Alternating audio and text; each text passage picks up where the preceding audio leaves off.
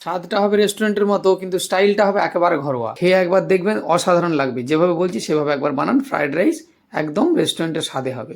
তার জন্য প্রথমে আমি একটা বোলের মধ্যে বাসমতি চাল নিয়ে নিয়েছি 3 কাপ। এটাকে আমি জল দিয়ে ভালো করে ধুয়ে ভিজিয়ে রেখে দিলাম আধ ঘন্টা থেকে 1 ঘন্টা মতো।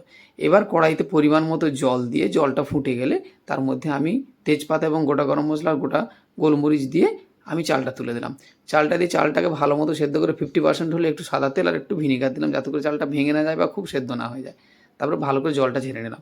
এবার কড়াইতে অল্প একটু তেল দিয়ে ডিমের একটু ভুজিয়া করে নিলাম। আর তারপরে যেটা করবো, আর একটু তেল দিয়ে কয়েকটা চিংড়ি মাছ ছিল, চিংড়ি মাছটা একটু আমি হালকা করে ভেজে তুলে নিলাম। ব্যাস, এবার ওই কড়াইতেই পরিমাণ মতো সাদা তেল দিয়ে তার মধ্যে একটু রসুন কুচি দিলাম, কুচি দিয়ে একটু নাড়াচাড়া করে এরপরে আমি এক এক করে সবজিগুলো দিয়ে দিচ্ছি। প্রথমে দিয়ে দিলাম বিনস, তারপরে গাজর, তারপরে ক্যাপসিকাম। ব্যাস, আর কিছু দিচ্ছি না। এগুলো দেওয়া হলে এবার আপনারা চাইলে বেল পেপার থাকলে দেবেন, তাতেও অসুবিধা নেই। তারপরে একটু নুন দিয়ে এটাকে একটু ঢাকা দিয়ে ধীরে ধীরে একটু ভেজে নিলাম বা একটু সেদ্ধ মতো করে নিলাম। এবার একটু কাঁচা লঙ্কা কুচি দিয়ে চালটা আমি তুলে দিলাম। তুলে দিয়ে তারপরে এক এক করে যা যা ভেজে রেখেছিলাম সেগুলো দিলাম। একটু টেস্টিং সল্ট দিলাম, একটু সাধারণ নুন দিলাম। দিয়ে এটাকে নাড়াচাড়া করে ভালো করে মিশিয়ে নিচ্ছি। আমি গোলমরিচটা দিতে ভুলে গেছি। গোলমরিচ কেউ খেতে চাইলে দিতে পারেন, না দিলেও কোনো অসুবিধা নেই, তবে দিতেই পারেন। তারপরে আমি এখানে একটু বেরেস্তা করেছিলাম, পেঁয়াজের বেরেস্তা ছড়িয়ে ঢাকা দিয়ে রেখেছিলাম।